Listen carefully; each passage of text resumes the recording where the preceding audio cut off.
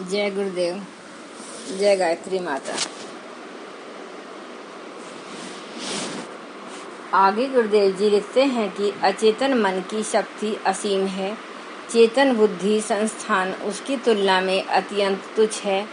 सोचने, समझने, निष्कर्ष निकालने, कल्पनाएं करने में बुद्धि संस्थान अपना काम करता है। उसी के आधार पर कौशल एवं चातुर्य की उपलब्धियां प्राप्त होती हैं।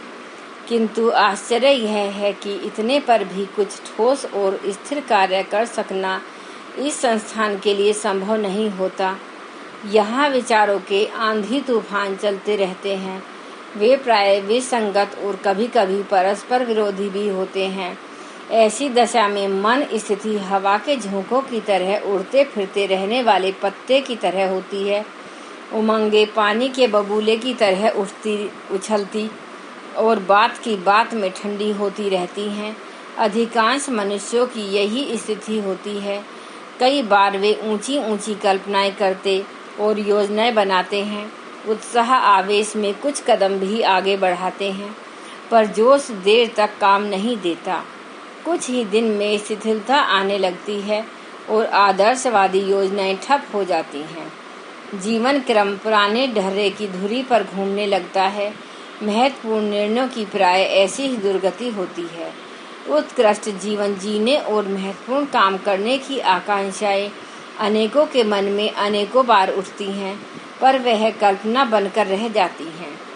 कारण कि कार्य करने, स्थिरता रखने और निरंतर प्रेरणा देने की क्षमता का केंद्र अंतर्मन है। उसका स्तर जिस प्रकार बन गया होगा, उसी पटरी पर जीवन रेल के पहिए लुढ़कते चले जाते हैं।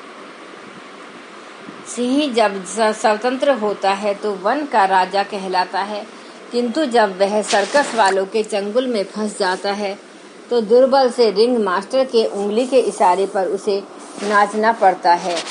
यही स्थिति अंतर्मन की है।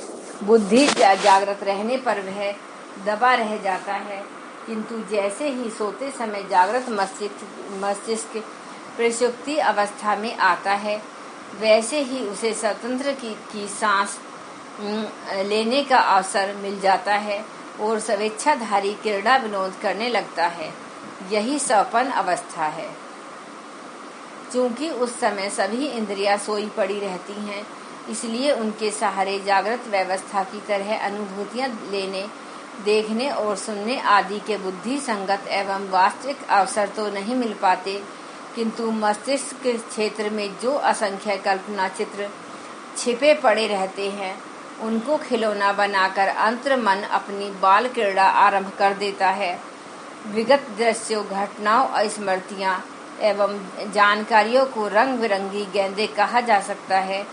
खेल इन्हीं की उठक पटक से शुरू होता है और सपनों का सिनेमा दिखना शुरू हो जाता है। उस स्थिति में अंतर्मन निर्भय और निश्चित होकर जो कुछ कर रहा होता है, उसे स्वपन स्थिति समझना चाहिए। अस्तु इस मुफ्त की फिल्मों का विश्लेषण करते हुए यह अनुमान लगाया जा सकता है कि व्यक्तित्व के अंतर्मन स्थल पर क्या कुछ बन या पक रहा है। जानकारी अत्यंत महत्वपूर्ण है। उसे रोग परीक्षा में रक्त, मल मूत्र आदि का विश्लेषण करके निदान करने की तरह चेतना की परतों के संबंध में भी जानकारी प्राप्त की जा सकती है। तदनुरूप आत्म परिष्कार की उपयुक्त पृष्ठभूमि बनाई जा सकती है। शक्ति का केंद्र अंतर्मन है। वही समूचे व्यक्तित्व का संचालन करता है। यदि सपनों के आधार पर आंतरिक दुर्बलताओं और क्षमताओं की वर्तमान स्थिति जानी जा सके तो परिशोधन और उन्नयन का द्वार खुल सकता है। इस प्रकार स्वपन विज्ञान के आधार पर भी वही लाभ उठाया जा सकता है जो स्वास्थ्य विज्ञान एवं चिकित्सा शास्त्र के आधार पर शरीर की दुर्बलता एवं रुग्णता हटाने के लिए होता रहता है।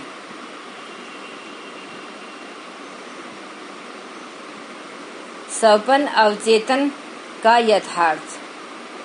रूसी स्वपन शास्त्री डॉक्टर वसीली ने विभिन्न प्रयोगों तथा अध्ययनों के बाद यह पाया है कि हमारे मस्तिष्क में शरीर में घटने वाली सूक्ष्मतम क्रियाओं को भी जान लेने की सामर्थ्य विद्यमान है। परिवेश और परिस्थितियों की सूक्ष्मता से छानबीन कर वह हमें भारी दुर्घटनाओं, दुखों से बच सकने के उपाय भी सुझाता है। मस्तिष्क द्वारा स्वप्न में प्रतीकों द्वारा ऐसे उपायों का संकेत किया जाता है। ये संकेत अवचेतन मस्तिष्क द्वारा दिए जाते हैं। मन का 88% हिस्सा अवचेतन होता है और मात्र 12% ही चेतन। चेतन मन भी पूर्ण चेतना के साथ हमें सामान्य क्रियाशील नहीं रहता और सामान्य व्यक्ति और अधिकांश क्रियाकलाप अर्धमूर्छित स्थिति में करते हैं। तब अवचेतन मन की क्रियाओं का भला ज्ञान कैसे हो? हमें ज्ञान भले न हो पर अवचेतन अपना कर्तव्य निभाता है और स्वप्न प्रतीकों द्वारा